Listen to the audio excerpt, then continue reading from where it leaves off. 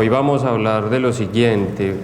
Vamos a trabajar esencialmente sobre esta pregunta. ¿Qué pasa en un continuo debido a la acción de un conjunto de fuerzas sobre este? Esa es como la pregunta guía de esta clase. Vamos a estar pensando en una situación como la que ustedes ven en la figura, es decir, un continuo cualquiera sometido a un conjunto de fuerzas cualquiera. Yo ahí indiqué 3 fuerzas, pero la idea es que puede ser un conjunto cualquiera, ¿no? Ustedes ya saben que esas fuerzas que actúan sobre los continuos se pueden clasificar en fuerzas de cuerpo y fuerzas de superficie. Esas fuerzas que ven ahí pueden ser de cualquiera de esos tipos. Entonces, preguntándonos qué le pasa a un continuo debido a la acción de un conjunto de fuerzas sobre este, vamos a llegar a los temas específicos de esta clase. Hoy vamos a hablar de un principio que se llama el principio de esfuerzos de Cauchy. A veces también se lo pueden encontrar en la literatura como el principio de esfuerzos de Cauchy-Euler. Y eso nos va a conducir también a una definición muy importante en esta materia, que es la de estado de esfuerzos. Para responder la pregunta guía de la clase necesitamos este principio, entonces lo que vamos a hacer es desarrollarlo. Para eso vamos a considerar la siguiente situación. Voy a poner un sistema de referencia.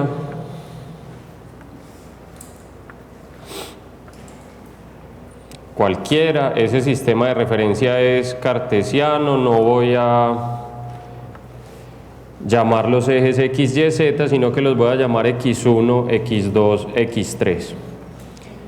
Vamos a considerar un continuo cualquiera y vamos a considerar que ese continuo está sometido a un conjunto de fuerzas cualquiera, que voy a indicarlo con F1, F2 y F3, por ejemplo.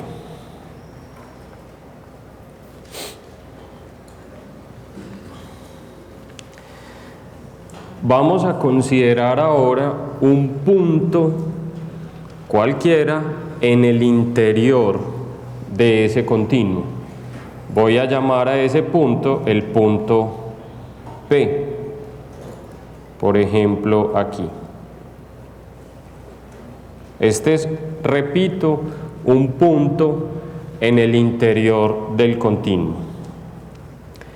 Y por ese punto voy a trazar una superficie que corte ese continuo en 2 porciones.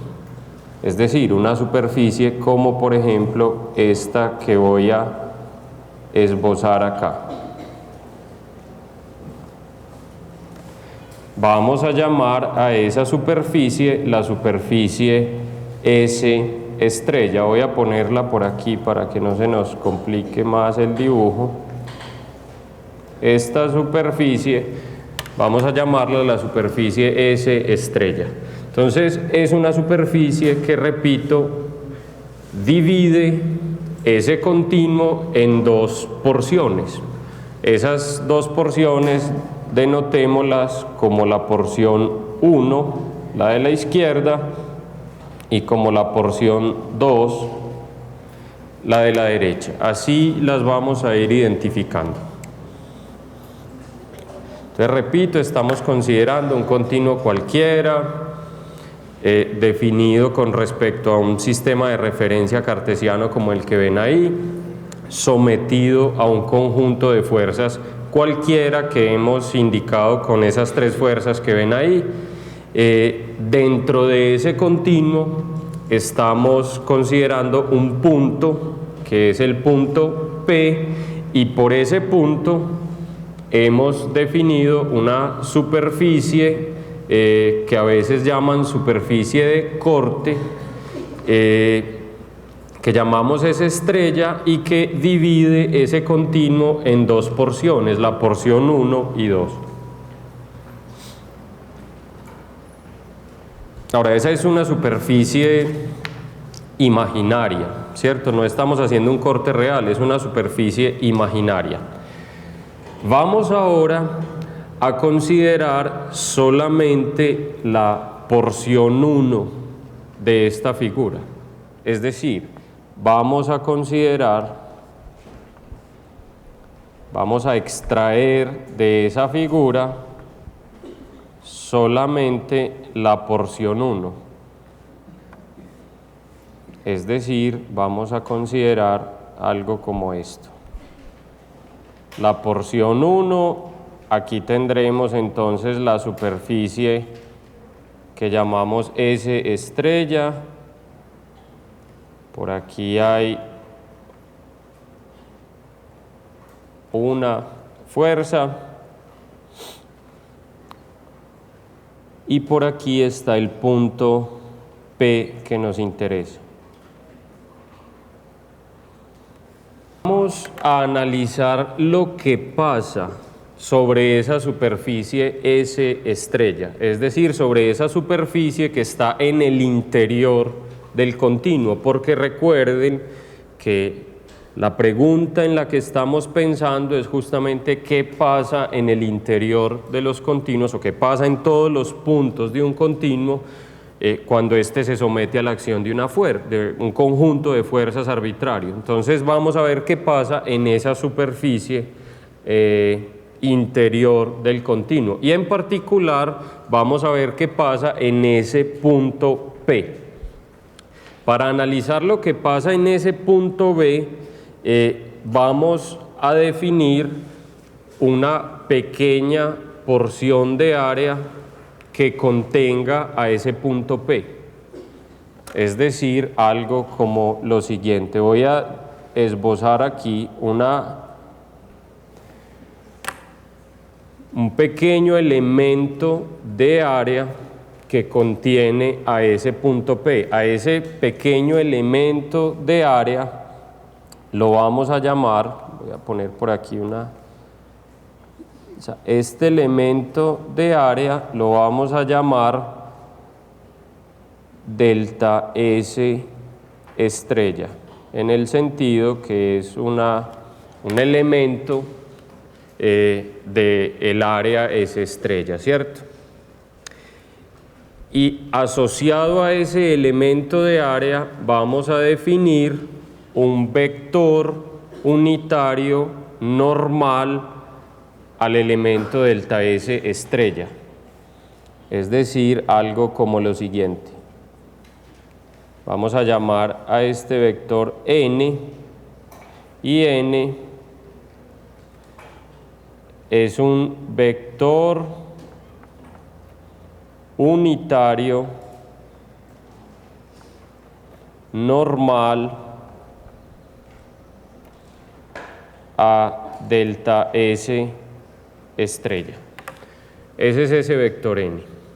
Lo que estamos tratando de hacer se conoce como un diagrama de cuerpo libre de la porción 1 de ese continuo. En un diagrama de cuerpo libre lo que tratamos de hacer es de representar todas las fuerzas que actúan sobre el elemento que estoy analizando. Entonces yo ya sé que sobre esta porción 1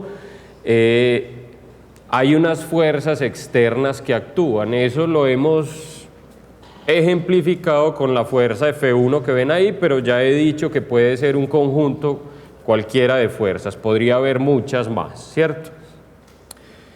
Lo que no hemos visto todavía es cuáles son las fuerzas que aparecen o que existen sobre esa superficie de corte que hemos llamado S estrella. Yo no he todavía indicado ahí fuerzas que actúen sobre esa superficie de corte S estrella. Y lo cierto es que debe haber algunas fuerzas actuando ahí. Debe haber algunas fuerzas actuando ahí. esa es la pregunta que sigue, ¿cierto? ¿Qué pasa sobre esa superficie? ¿Qué fuerzas hay ahí? Intuitivamente uno puede pensar que ahí tiene que haber algún tipo de fuerzas, porque la acción de las fuerzas externas sobre el continuo de alguna manera se transmite por el interior del medio. De alguna manera se tiene que transmitir a través del interior del medio. Y eso significa que sobre esa superficie de corte debe haber algún conjunto de fuerzas actuando. Esto que estamos diciendo apunta en última instancia hacia el desarrollo de modelos matemáticos que nos permitan a nosotros analizar esas fuerzas y, entre otras cosas, cuantificarlas, ¿cierto? Cuantificarlas para tomar decisiones de ingeniería en general. Esto que estamos diciendo es como la base conceptual para el desarrollo de ese modelo matemático que ustedes irán conociendo a medida que avancen en sus carreras. Ahora, aparece aquí un concepto muy importante, permítanme, quiero que leamos esto juntos, que tiene que ver con el principio de Cauchy. Estas notas están tomadas del libro de Mays y Mays del 99 que ustedes tienen dentro de la bibliografía del curso. Les voy a poner por aquí la referencia. Esto es Mays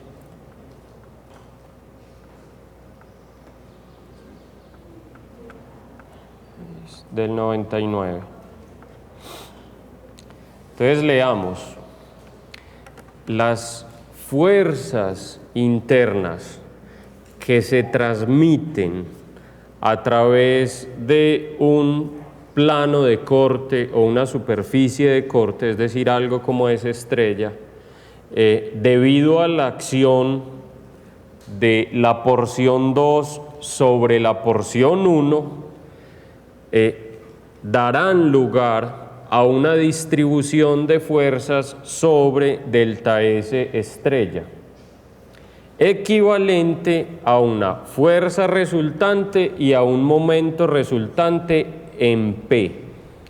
Repito, este es un concepto muy importante. Recuerden que estamos pensando en qué pasa en todos los puntos de este continuo debido a la acción de un conjunto de fuerzas. Dividimos el continuo en dos porciones, 1 y 2, y estamos considerando un punto en el interior de ese continuo. Alrededor de ese punto estamos considerando un elemento de área pequeño que llamamos delta S estrella. Lo que dice acá entonces, vuelvo y leo, es que las fuerzas internas que se transmiten a través de la superficie de corte o a lo largo de la superficie de corte debido a la acción de la porción 2 sobre la porción 1 dará lugar a una distribución de fuerzas sobre delta S estrella. ¿Cómo así que una distribución de fuerzas sobre delta S estrella? Es decir, que si hacemos un zoom sobre el elemento de área delta S estrella, sabiendo que el punto P está en su interior, cuando aquí decimos una distribución de fuerzas sobre delta S, quiere decir que sobre todos los puntos de esta superficie hay alguna fuerza. Hay una distribución de fuerzas. Ni siquiera tiene que ser la misma fuerza en todos los puntos. Esa fuerza puede estar distribuida de maneras diferentes. Entonces, voy a hacer aquí una ilustración. Digamos que sobre cada punto de esta superficie hay alguna fracción de una fuerza y esas fuerzas están, digamos, distribuidas sobre toda la superficie delta S. Ahora, continuando la lectura, dice acá que esa distribución de fuerzas es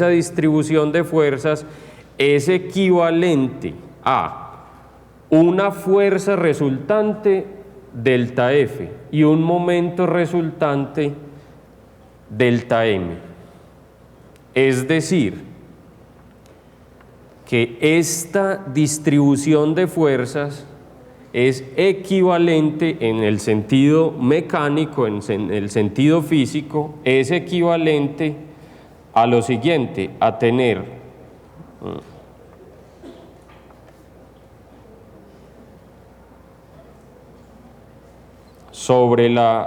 definida sobre la superficie delta S y en particular en el punto P, una fuerza resultante que podemos llamar delta F y un momento resultante que también es una cantidad vectorial, pero lo representamos con un vector con dos cabezas. Enseguida les digo por qué, que podemos llamar delta M.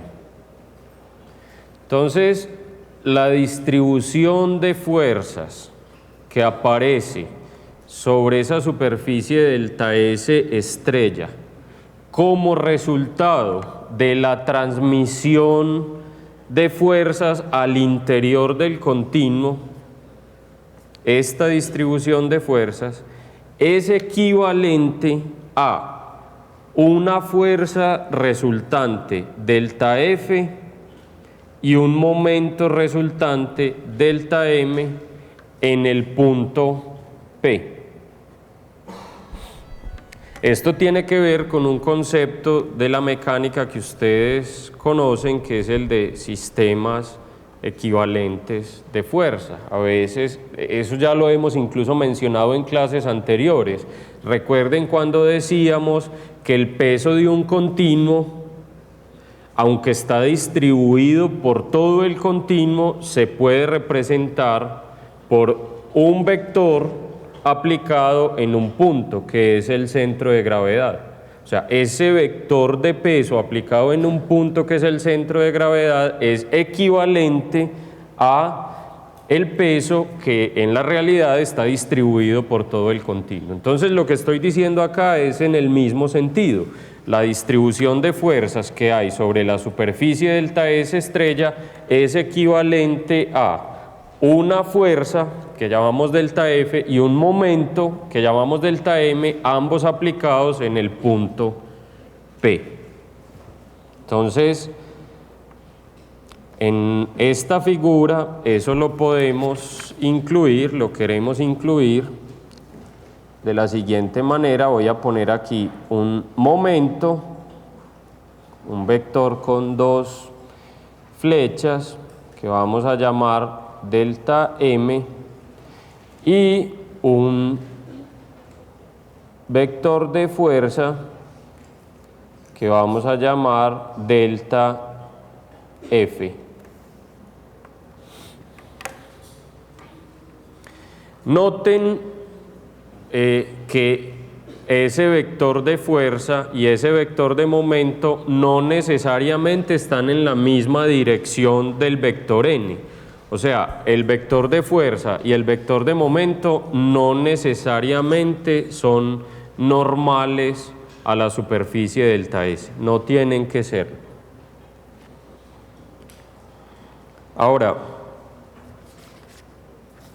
noten también que hemos representado ese vector de momento con dos flechas. Eso es típico y eso se interpreta de la siguiente manera.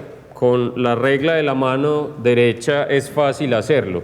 Pongan su dedo pulgar en la dirección de las dos flechas. O sea, si el vector momento, que tiene dos cabezas, está en la dirección del pulgar, quiere decir que ese momento induce, digamos, o tiende a producir una rotación de esta forma, ¿cierto? Si yo pusiera el vector momento hacia abajo en la figura que ven en el tablero, es decir, con las dos flechas hacia abajo, querría decir que las dos flechas están hacia abajo y que digamos, la rotación que ese momento induce es en este sentido que estoy mostrando. ¿Listo? Así se interpreta ese vector. Ustedes ya saben que ya tienen la idea de lo que es un momento. Ahora, aparece aquí lo que se conoce como el principio de esfuerzos de Cauchy. Ese principio lo que establece, leyendo la segunda parte, es que en el límite,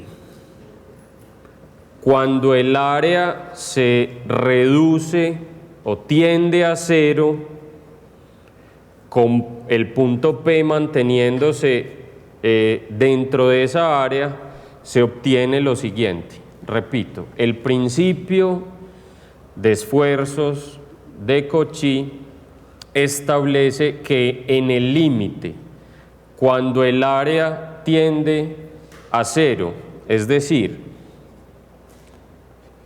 en el límite, cuando el elemento de área tiende a cero, es decir, cuando delta S estrella tiende a cero, en ese límite pasa lo siguiente. Pasa que el cociente entre delta F, es decir, la fuerza asociada con delta S estrella en el punto P, y la misma área, este límite es igual a df ds estrella, y esto lo vamos a definir como el vector t con un superíndice n.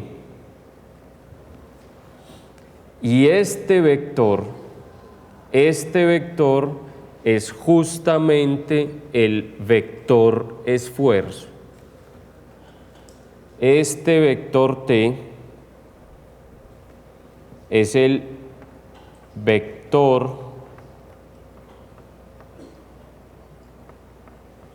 esfuerzo. El principio de esfuerzos de Cauchy establece entonces que en el punto P, es decir, cuando el elemento de área delta S tiende a cero, se obtiene una relación entre la fuerza y el área que es el vector de esfuerzo en el punto P. Ese vector de esfuerzo lo vamos a definir como está indicado ahí con la letra T, y vamos a acompañarlo de un superíndice N, como ven ustedes ahí. Enseguida explico bien esa nomenclatura y cómo se interpreta eso, porque ahí no termina el principio de Cauchy. El principio de Cauchy, continuando aquí, también establece que en ese límite, es decir, cuando delta S estrella tiende a cero, el cociente entre el momento y el área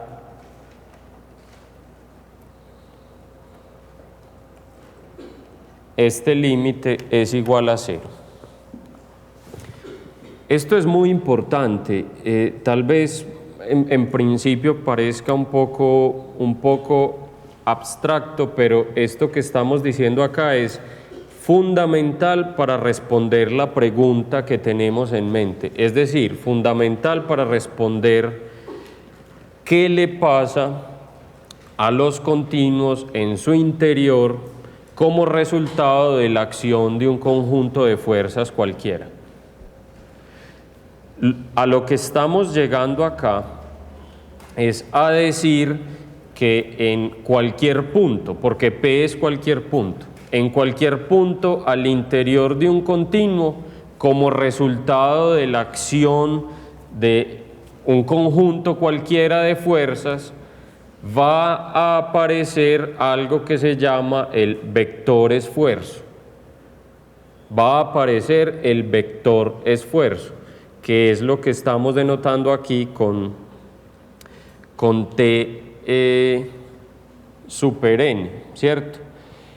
Y hay una suposición implícita acá muy importante, y es la suposición de que en el límite el momento se desvanece. En el límite el momento se desvanece. O sea, en el límite, cuando el área tiende a cero, el momento se vuelve cero, se anula. Eso quiere decir que se desvanece. Siendo así, en el límite, la acción de todas esas fuerzas externas, es decir, cuando digo en el límite me refiero es cuando pienso en un punto, ¿cierto?, al interior del continuo, toda esa acción del conjunto de fuerzas cualquiera que esté actuando sobre el continuo se reduce a un vector de esfuerzo. No es en realidad a un vector de esfuerzo, ya vamos a ver que no es uno, sino más de uno. Enseguida pensamos cuántos, pero no es uno. Pero de esta manera estamos llegando, digamos, estamos respondiendo en parte la pregunta que tenemos en mente. Yo quiero decir esto otra vez bien, un poco más rápido. Miren, ¿qué pasa al interior de un continuo debido a la acción de un conjunto de fuerzas sobre este? Esa es una pregunta que es muy, muy importante. Quiero que caigan en la cuenta de la importancia de esta pregunta en la práctica de la ingeniería. Esa pregunta se la hacen los ingenieros todo el tiempo para responder numerosas preguntas de ingeniería que son relevantes en la práctica. Ejemplos: cuando los ingenieros quieren diseñar, por ejemplo, una estructura, un ejemplo de ingeniería estructural, ellos necesitan preguntarse qué va a pasar al interior de los materiales cuando haya fuerzas externas actuando sobre esos materiales. Esas fuerzas externas pueden ser, por ejemplo, causadas por un sismo o por el hecho de que haya muebles y personas dentro de un edificio. Eso da lugar a fuerzas que actúan sobre los materiales y los ingenieros necesitan predecir qué pasa al interior de los materiales. ¿Qué pasa, por ejemplo, en términos de esfuerzos? O sea, ¿cuáles son los esfuerzos que aparecen al interior de los materiales? ¿En cuáles puntos? En cualquier punto. En cualquier punto al interior de los materiales. ¿Qué pasa si bajo la acción de unas fuerzas aparecen dentro de un material unos esfuerzos que son más grandes que los que el material es capaz de resistir? ¿Qué pasa en esos momentos? Pasa que los materiales se rompen, ¿cierto? Pasa, por ejemplo, si sobre esta superficie, esa estrella que hemos dibujado, aparecen esfuerzos que son más grandes que los que el material es capaz de resistir, seguramente por esa superficie se van a producir fracturas, grietas, etcétera, ¿cierto? Y eso evidentemente es muy importante en el ejemplo que estamos poniendo de ingeniería estructural. Pero no solo es un asunto de ingeniería estructural, también es un asunto muy importante en el campo de la mecánica de fluidos. En el campo de la mecánica de fluidos, en numerosos problemas que involucran fluidos, también es importante predecir qué esfuerzos hay al interior de los fluidos, ¿cierto? ¿En cuáles puntos? En cualquiera. ¿Y esfuerzos que aparecen debido a qué? Debido a la acción de fuerzas externas sobre el material. La clase anterior estuvimos hablando de un esfuerzo, de un tipo de esfuerzo que es muy conocido por ustedes al interior de los fluidos. ¿Recuerdan cuando estábamos hablando de la piscina? Pusimos el ejemplo de una piscina en la que nos sumergimos y sentimos, digamos, el campo de esfuerzos que hay allá adentro, lo sentimos de alguna manera. ¿En forma de qué?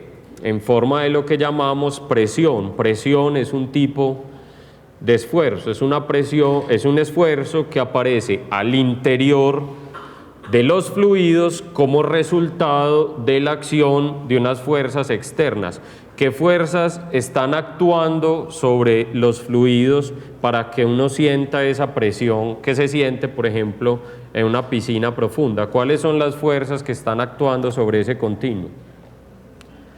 Está actuando, por ejemplo, el peso mismo del fluido, que se debe a la acción, a una acción externa, que es la acción de la gravedad. Entonces, como consecuencia de la gravedad y del peso de los fluidos, al interior de ellos aparecen unos esfuerzos que conocemos como presión. Y la presión al interior de los fluidos es muy importante para evaluar, por ejemplo, problemas de ingeniería en los que se requiere que un fluido se mantenga estático. Por ejemplo, contenido en un tanque, o un fluido que se requiere que se mantenga contenido por una compuerta o contenido por una presa.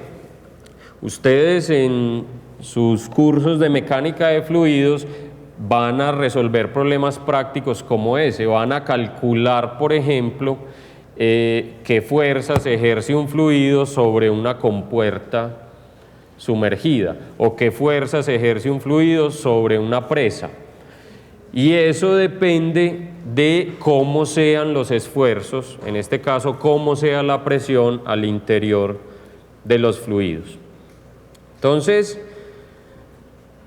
les quiero llamar la atención sobre ese hecho, sobre el hecho de que esta pregunta es muy general en cuanto a su aplicabilidad a problemas de ingeniería diversos. Y lo que estoy planteando, el principio de esfuerzos de Cauchy, es un principio general. Recuerden que en esta materia tenemos ecuaciones constitutivas que solo aplican para ciertos continuos idealizados y tenemos principios generales que aplican para los continuos en general. Este principio que estoy planteando es general. Aplica tanto para sólidos como para fluidos, aplica en general para los continuos.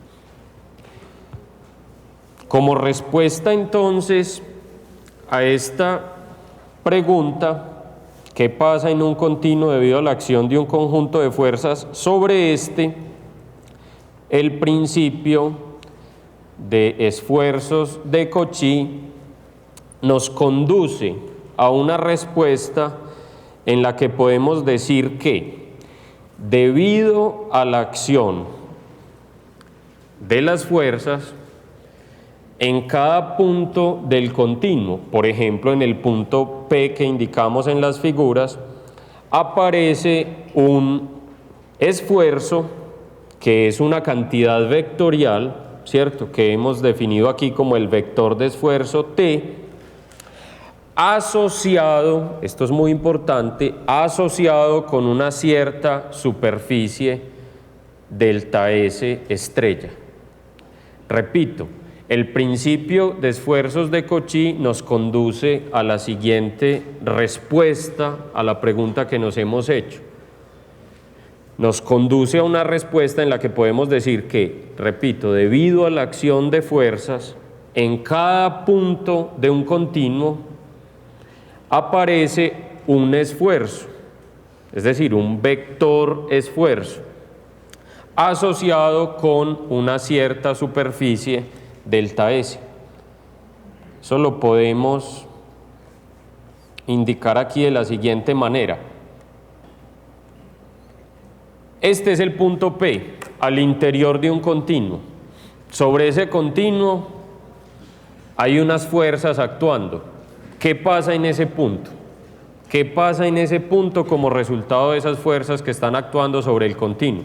Para ver qué pasa en ese punto, necesitamos pensar en una superficie que contenga ese punto. Entonces, vamos a pensar, por ejemplo, en la superficie, en una superficie como esta, delta S estrella.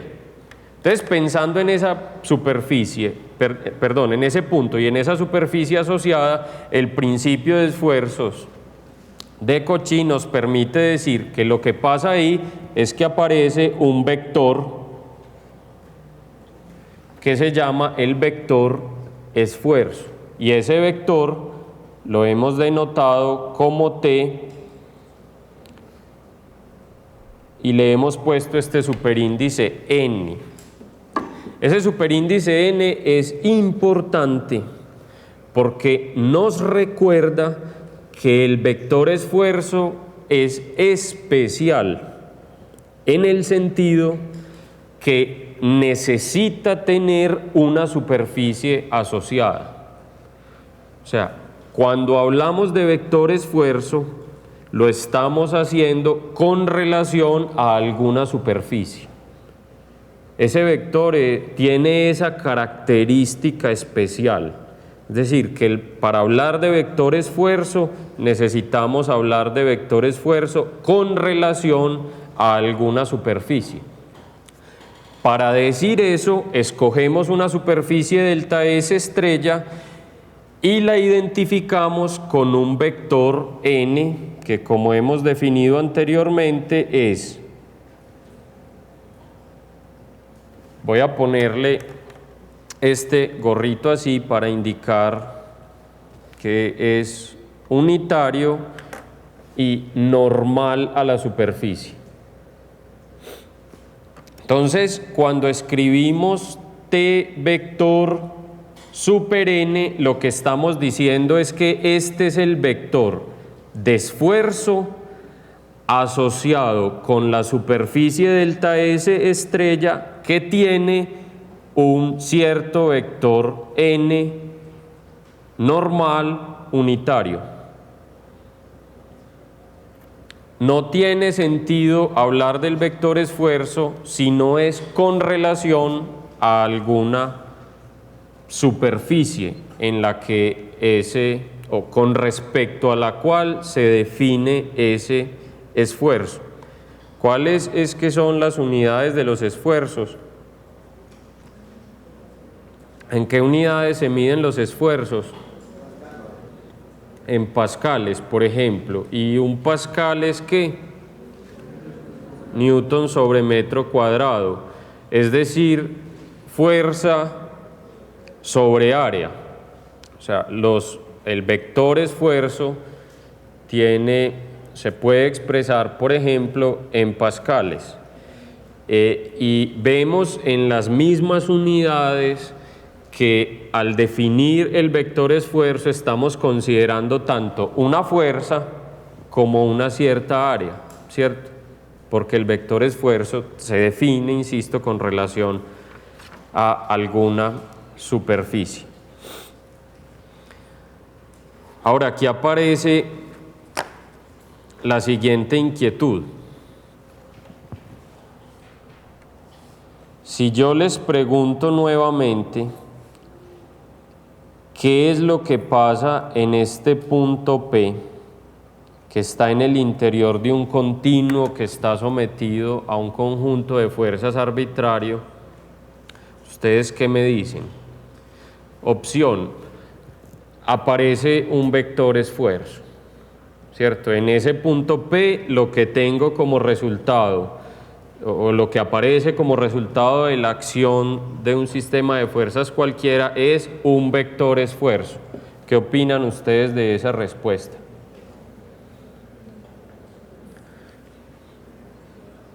Pensemos en eso, repito.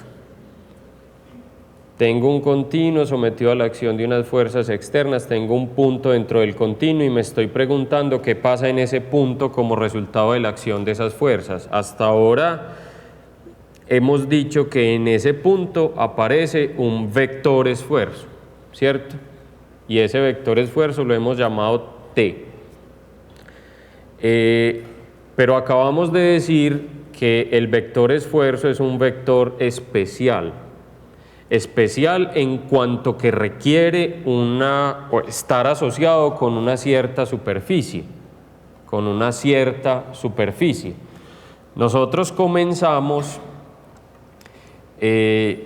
esta clase considerando un cierto plano de corte que pasaba por el punto P.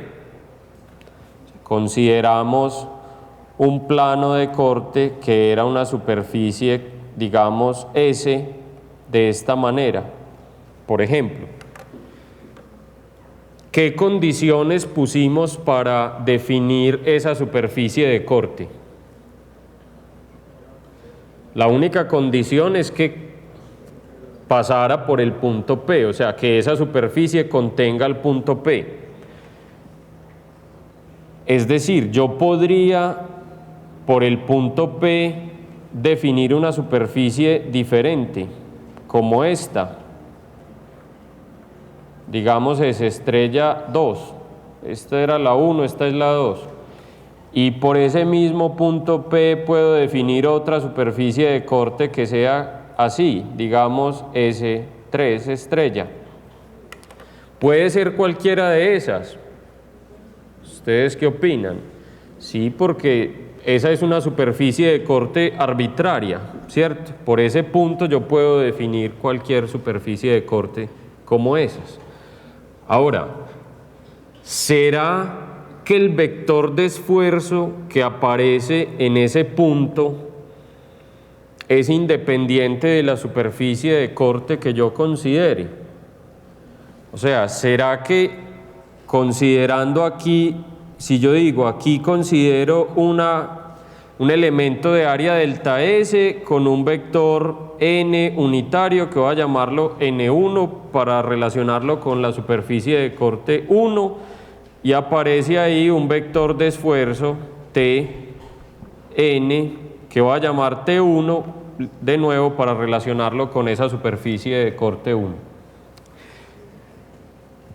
Considerando esta superficie de corte 2, voy a considerar un elemento de área delta S2. Ese elemento de área delta S2 tiene un vector normal unitario que es igual a este. No, es un vector diferente, es igual en magnitud porque es unitario, pero no es el mismo vector. Entonces este es N1. Y asociado con ese vector vamos a tener un vector de esfuerzo T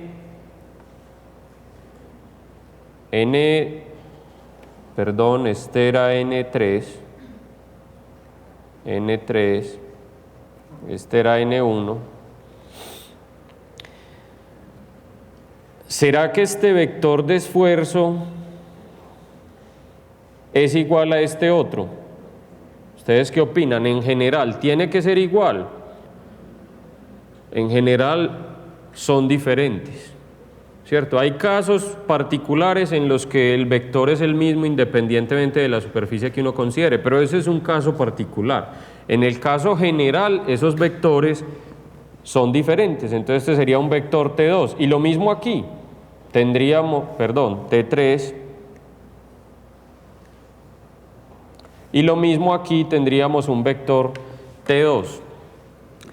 Entonces volvamos a la pregunta. ¿Qué pasa en un punto al interior de un continuo como resultado o como consecuencia de la acción de un conjunto de fuerzas sobre ese continuo? ¿Será correcto decir que aparece un vector de esfuerzo? ¿Qué opinan ustedes? ¿Es correcto decir que lo que pasa en un punto al interior de un continuo como resultado de la aplicación de un conjunto de fuerzas es que aparece un vector de esfuerzo? ¿Es correcto eso o no es correcto? Repito la pregunta, es más, anoten esta pregunta, pregunta tarea. ¿Será correcto decir que como consecuencia de la aplicación de un conjunto de fuerzas sobre un continuo, un conjunto de fuerzas cualquiera sobre un continuo, en un punto del continuo aparece un vector de esfuerzo? ¿Eso es correcto? ¿Sí, no y por qué? ¿No es correcto? ¿Y por qué no es correcto?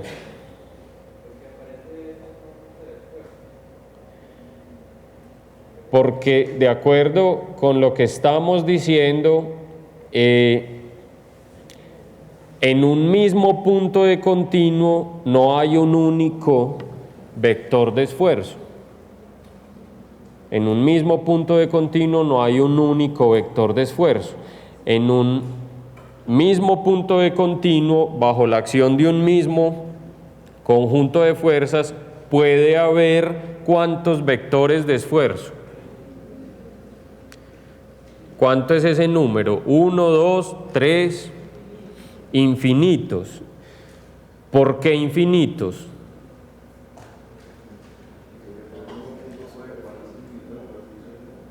Exactamente, porque por un mismo punto yo puedo imaginar infinitas superficies.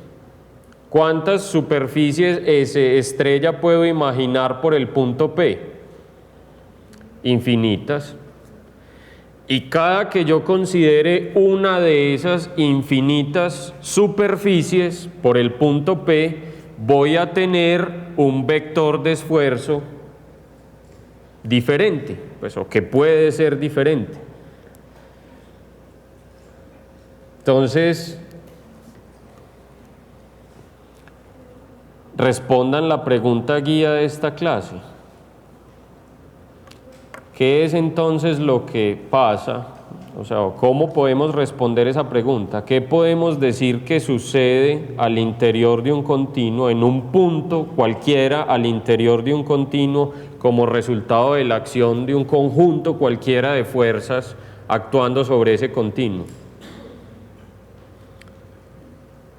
Podemos decir que en ese punto aparece un conjunto infinito de esfuerzos,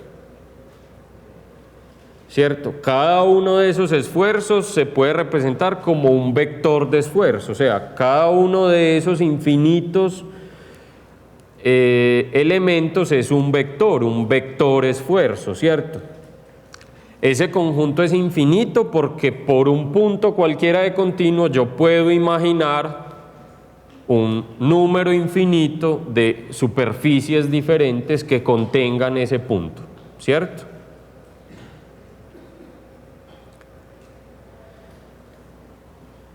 Eso lo deja uno inquieto, porque si uno dice que bajo la acción de unas fuerzas en un punto al interior de un continuo pueden aparecer un número infinito de esfuerzos, eso suena muy problemático para nosotros como ingenieros.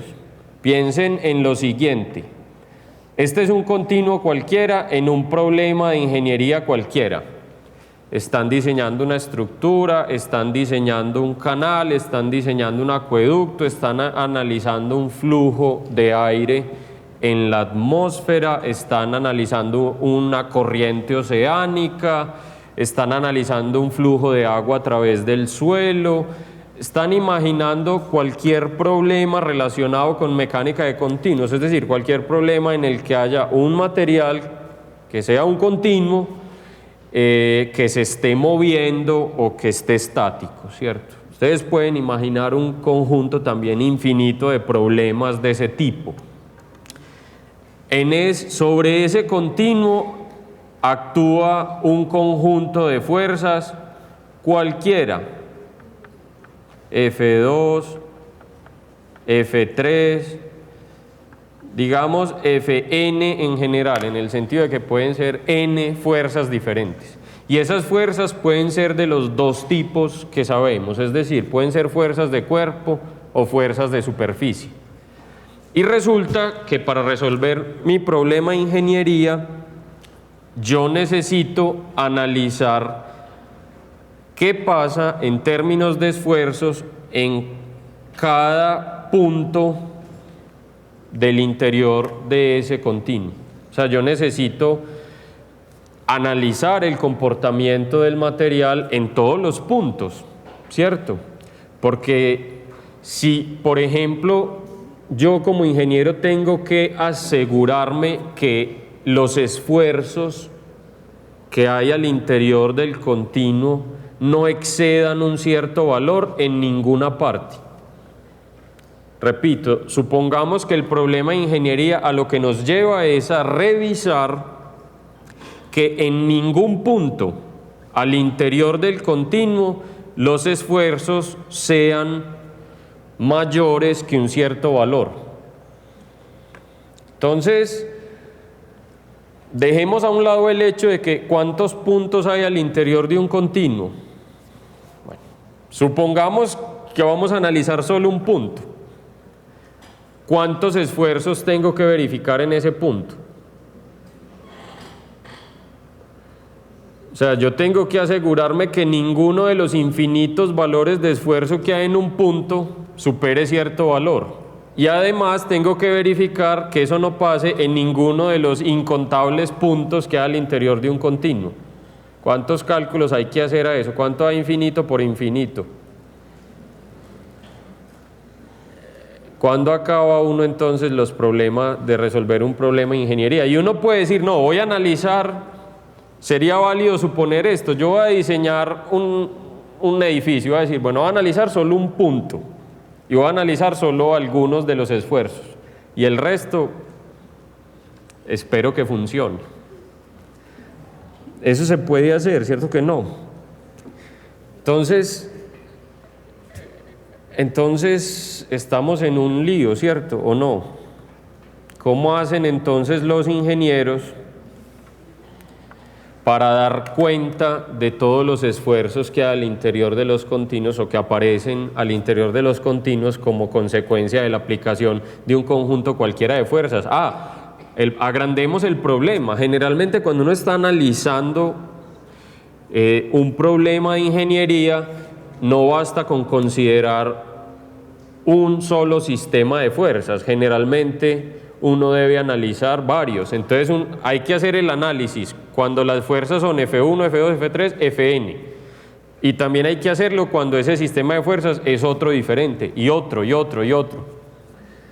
Entonces, ¿de qué tamaño es el problema? Parece que es gigantesco. Ahora, ¿cómo hace uno para representar los esfuerzos en un punto de continuo? Les pregunto, ¿basta con un vector? O sea, ¿sería correcto, según lo que estamos diciendo, representar los esfuerzos en un punto con un vector de esfuerzo? A la luz de lo que estoy diciendo, ¿eso es correcto o incorrecto? No es correcto, no se puede, porque es que un vector de esfuerzo en un punto solamente es uno de los ¿cuántos? De los infinitos vectores de esfuerzo que hay en ese punto. Entonces, un vector no es suficiente para representar los esfuerzos en un punto de continuo. Un vector no es suficiente.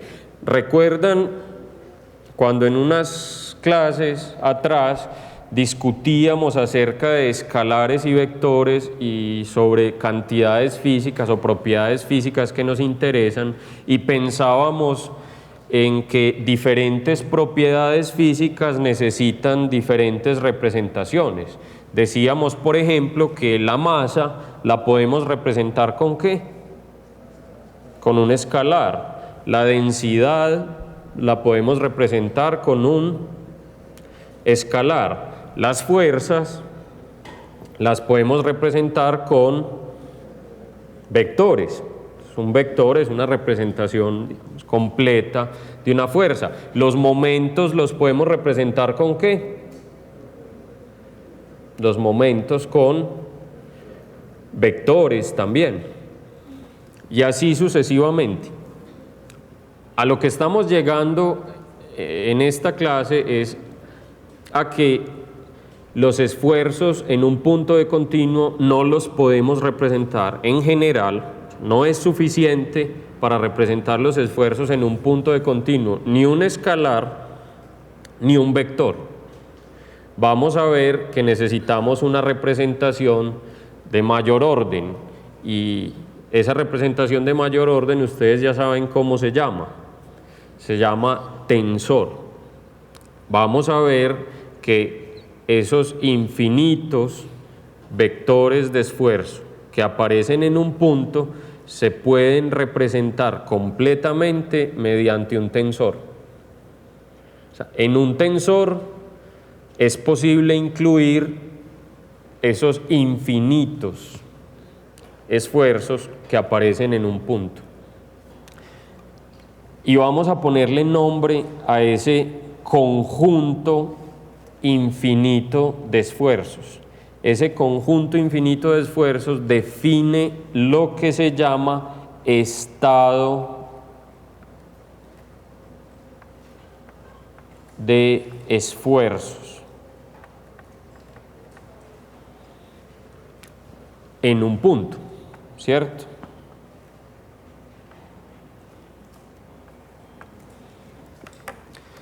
Entonces, ¿qué es lo que define el estado de esfuerzos en un punto? El estado de esfuerzos en un punto está definido por un conjunto infinito de vectores esfuerzo. Y ustedes ya saben por qué ese conjunto es infinito. Entonces, continuando con la respuesta a la pregunta que tenemos en mente, podríamos decir algo como lo siguiente. Podríamos decir que como consecuencia de la aplicación de un conjunto de fuerzas cualquiera sobre un continuo, en cada punto de continuo aparece o se obtiene un estado de esfuerzos. Y ese estado de esfuerzos está definido por un conjunto infinito de esfuerzos, de vectores esfuerzos. O sea, no vayan a confundir lo que estoy diciendo. Miren, un esfuerzo se puede representar con un vector, es decir, sí tiene sentido decir vector esfuerzo. Estamos hablando de vector esfuerzo, ¿cierto? Pero en un punto de continuo no hay un único vector de esfuerzo, sino que hay un conjunto infinito. Ese conjunto infinito de vectores esfuerzo define lo que se llama estado de esfuerzos, ¿cierto? Entonces, en el estado de esfuerzos definido para un punto hay infinitos vectores esfuerzo. Y no es lo mismo, no vayan a confundir los términos, no es lo mismo decir estado de esfuerzos que vector esfuerzo. Pues debemos ser precisos porque estamos hablando de cosas muy diferentes, muy diferentes. En clases subsiguientes vamos a pensar en cómo representar este estado de esfuerzos, o sea, matemáticamente. Cómo representar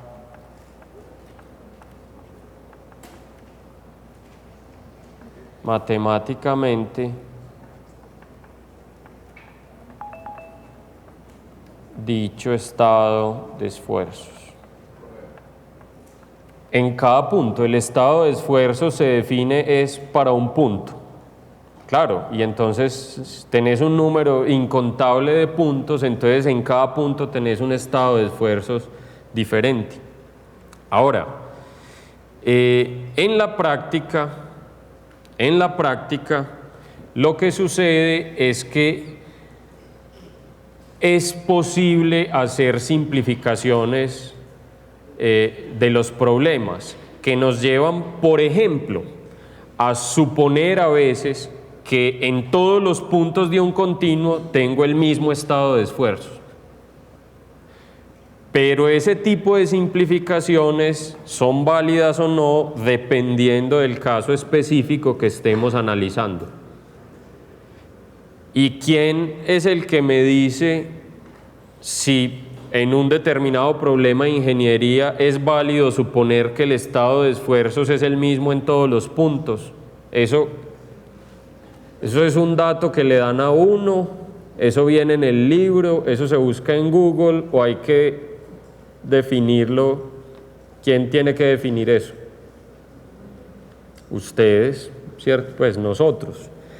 Uno tiene que definir, dependiendo del problema de estudio, si es o no válido suponer que el estado de esfuerzos es el mismo en todos los puntos de un continuo. A veces es válido. Ustedes aprenderán a resolver problemas específicos de ingeniería en los que esa suposición está implícita, y van a analizar un problema en el que van a calcular solo un valor del esfuerzo. ¿Recuerdan el ejemplo que hicimos en la clase anterior en el que diseñamos o hicimos parte del diseño de una pequeña columna de concreto que iba a soportar una cercha de un techo? Miren que en ese problema hicimos simplificaciones muy grandes frente a lo que estamos diciendo acá. Los cálculos fueron muy sencillos, pero fueron muy sencillos porque hicimos suposiciones muy gruesas que en un caso como ese pueden llegar a ser válidas. O sea, por ejemplo, hicimos la suposición de que el estado de esfuerzos en todos los puntos de la columna era el mismo. Eso lo supusimos y entonces solamente calculamos un valor del esfuerzo. Supusimos que ese valor de esfuerzo era el cociente entre la fuerza aplicada y el área. Miren, les recuerdo,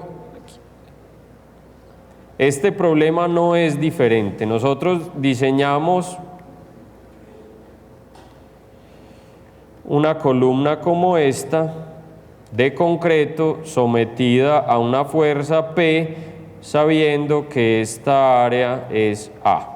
Y dijimos que el esfuerzo, que lo llamamos sigma, era simplemente el cociente entre la fuerza P y esa área A. Y esto es un esfuerzo. Y teníamos que asegurarnos de que el esfuerzo no superara el valor que resiste ese material, es decir, el esfuerzo admisible en cuáles puntos de la columna. En ningún punto de la columna lo podía superar, pero nosotros hicimos algún tipo de chequeo en el que considerábamos puntos diferentes. ¿Cierto que no? Simplemente hicimos la suposición implícitamente de que en todos los puntos de esa columna el esfuerzo es el mismo y es sigma igual a P sobre A. Hicimos implícitamente esa suposición. ¿Esa suposición es correcta o no en ese problema?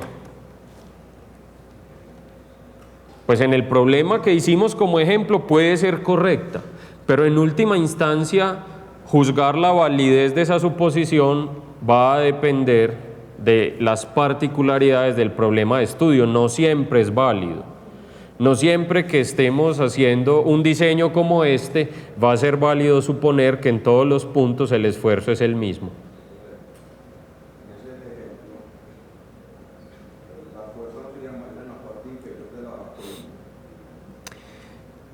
Puede ser.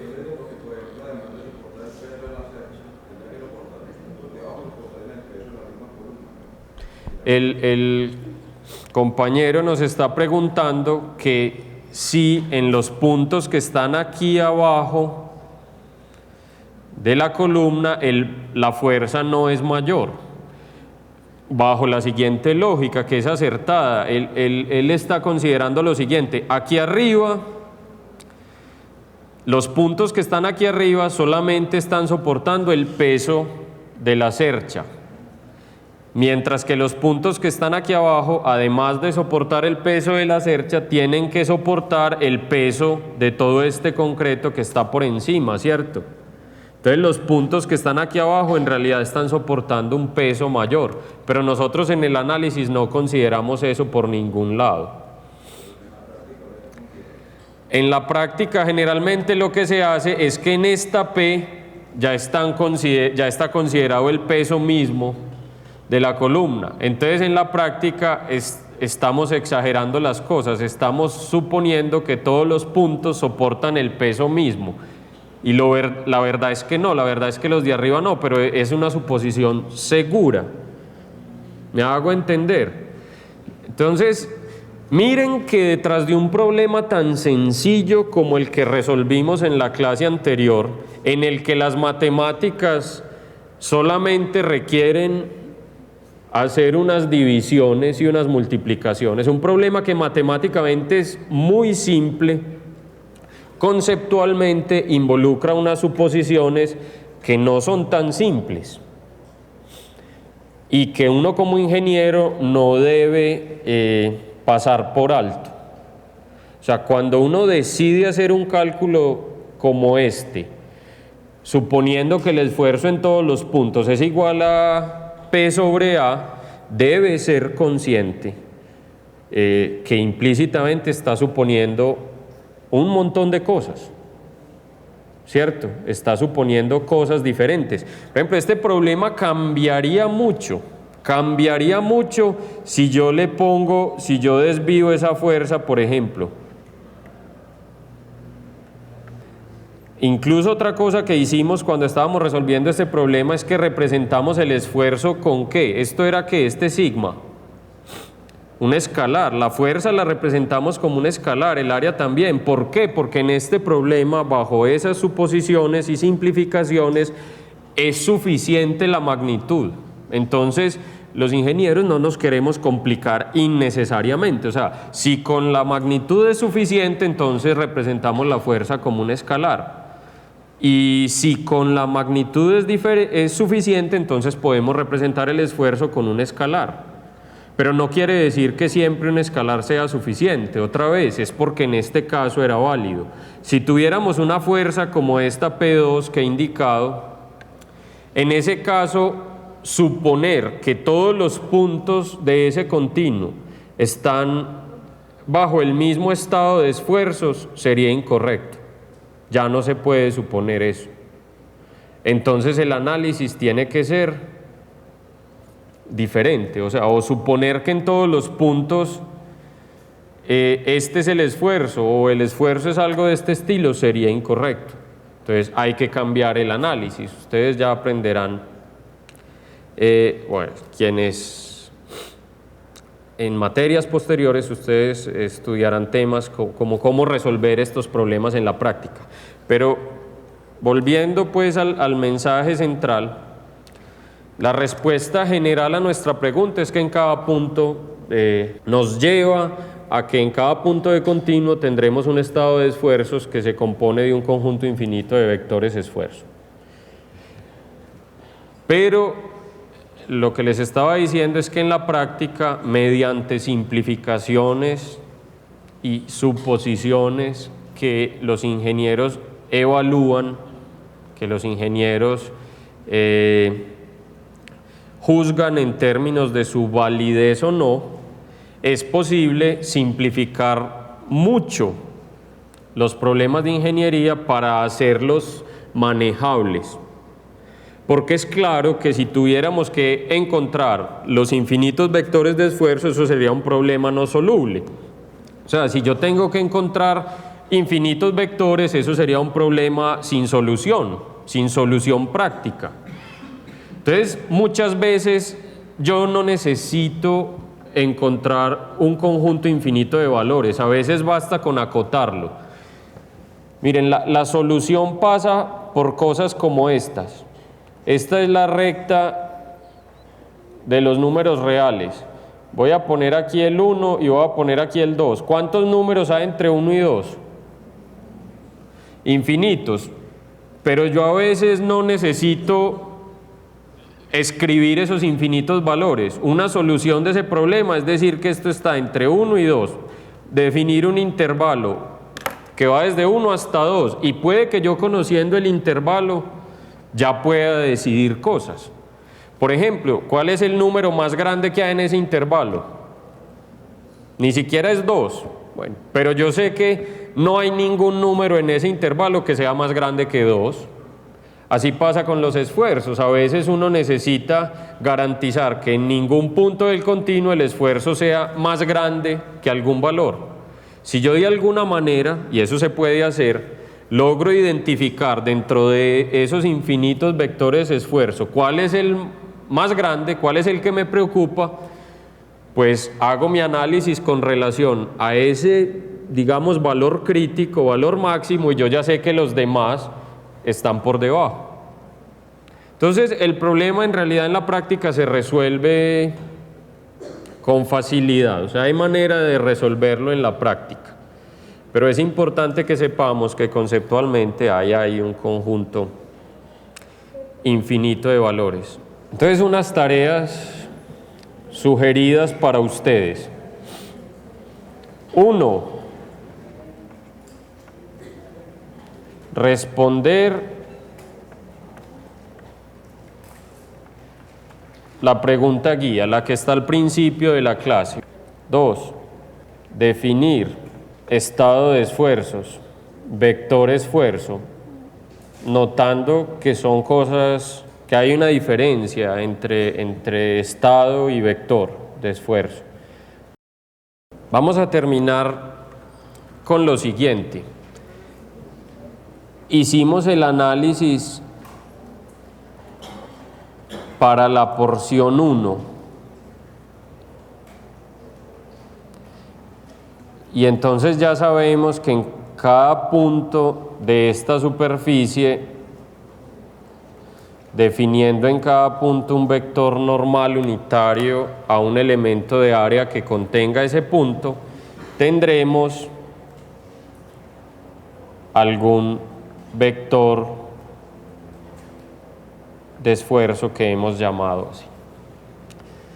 Resulta que esa superficie de corte está en contacto tanto con la porción 1 como con la porción 2.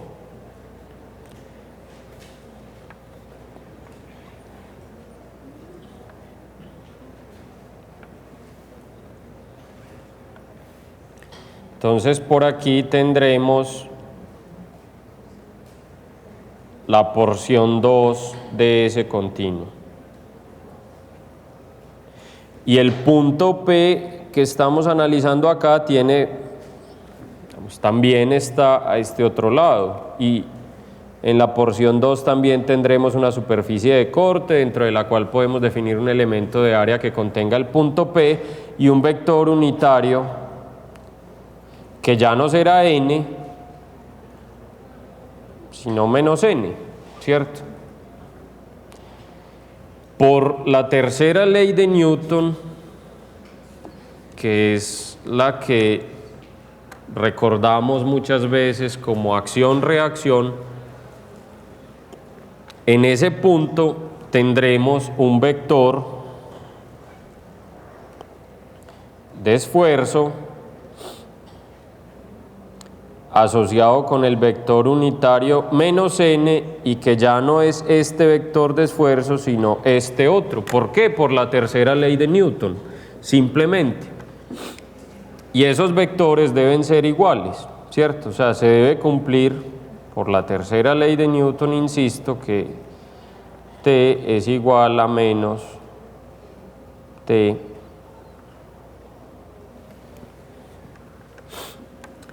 a la menos n. Pero esta es una forma de deducirlo muy conceptual. Es una forma de inferirlo conceptualmente. Yo creo que, intuitivamente y pensando en acción-reacción, esto tiene sentido, ¿cierto?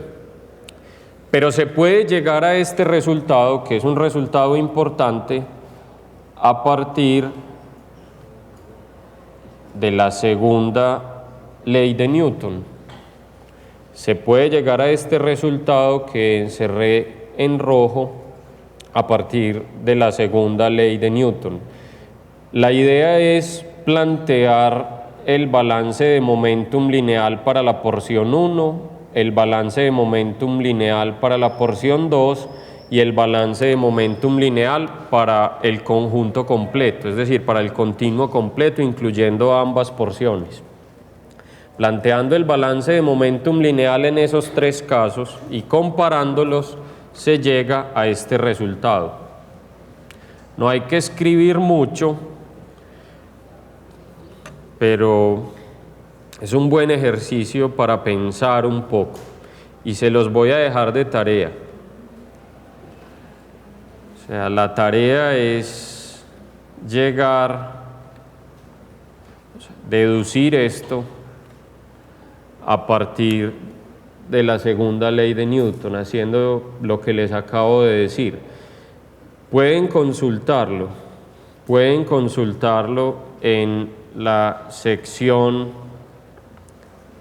3.2 del libro de Mays y Mays de 1999 que ustedes tienen. En esa sección está tratado lo que hemos estudiado en esta clase. Ahí pueden volver sobre estos temas y repasarlo mejor. Me pueden preguntar sobre la tarea, pero quiero que ustedes traten de hacerlo. Repito, la clave para hacer esa tarea es plantear el balance de momentum lineal para la porción 1 sola, plantear el balance de momentum lineal para la porción 2 sola y plantear el balance de momentum lineal para todo el conjunto, incluyendo las porciones 1 y 2. De esa manera tendrían tres expresiones de balance de momentum lineal.